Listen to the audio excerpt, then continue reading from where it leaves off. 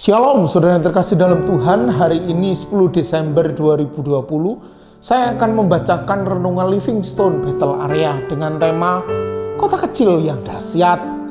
Di dalam Mika pasal yang kelima ayat yang ke-1 mengatakan, "Tetapi engkau, hai Bethlehem Efrata, hai yang terkecil di antara kaum-kaum Yehuda, daripadamu akan bangkit bagiku seorang yang akan memerintah Israel yang permulaannya sudah sejak purbakala, sejak dahulu kala."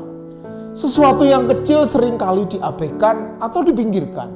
Mereka beranggapan bahwa sesuatu yang kecil itu tidak menguntungkan dan tidak menyenangkan. Namun dalam Alkitab banyak sekali kita diajarkan untuk memperhatikan hal-hal yang kecil. Misalnya dalam kitab Amsal kita diajarkan untuk belajar dari kerajinan si semut yang kecil. Yesus mengajarkan ketulusan, kerendahan anak kecil, dan dalam Yakobus kita diajarkan menjaga anggota tubuh kita yang kecil. Saat ini dalam memperingati Natal, kita diajar oleh Nabi Mika untuk melihat sebuah kota kecil yang bernama Bethlehem. Banyak orang tentunya tidak pernah menduga bahwa kota yang kecil itu ternyata melahirkan satu pribadi yang dahsyat, yaitu Yesus Kristus yang menjadi Tuhan dan Juru Selamat bagi dunia ini. Kehadiran Juru Selamat tidak dihargai oleh banyak orang karena kehadirannya tidak sesuai dengan harapan mereka, yaitu seharusnya dihadirkan dalam istana yang megah, dibesarkan dalam kemewahan dan kemapanan, serta mati dalam upacara kebangsaan.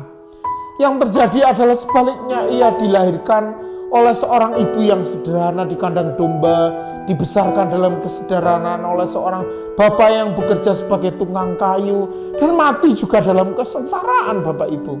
Kita tidak boleh melihat Yesus hanya dari hal-hal tersebut di atas, tetapi kita harus melihat secara utuh catatan Nabi Mika bahwa dari kota kecil dan dari kaum yang terkecil di antara kaum Yehuda telah lahir seorang bayi dengan kekuatan dan kekuasaan yang luar biasa, yaitu Tuhan di atas segala Tuhan, Tuhan di atas segala Tuhan, dan Raja di atas segala Raja.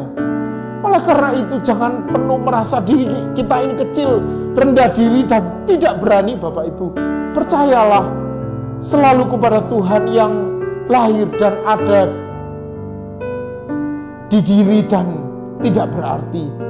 Percayalah selalu kepada Tuhan yang lahir dan ada di dalam diri kita.